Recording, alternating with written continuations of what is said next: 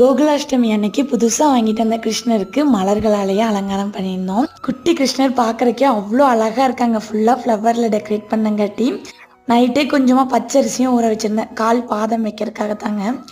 எனக்கு வந்து மாக்கோலம் வராது, அதாவது கோலப்பொடியிலையுமே அந்தளவுக்கு போட வராது. சரவணா ஸ்டோர்ஸ் போயிட்டு வரப்போ 15 ரூபாய்ன்னு சொல்லி இந்த அச்சு வாங்கிட்டு வந்திருந்தேன். இதுலேயும் குட்டியாக பாதம் வச்ச மாதிரி தான் இருக்கும். கிருஷ்ணன் குட்டியோட கிருஷ்ணர் ட்ரெஸ் ஃபுல்லாகவே பொள்ளாச்சி வீட்டில் இருக்கங்காட்டி இந்த வீக்கெண்ட் போவோம், அப்போ போய் டெக்கரேட் பண்ணிக்கலான்னு சொல்லி நார்மலாக எப்பவும் போடுற ட்ரெஸ் போட்டு நாம மட்டும்தான் போட்டுக்கிட்டு இருந்தாங்க.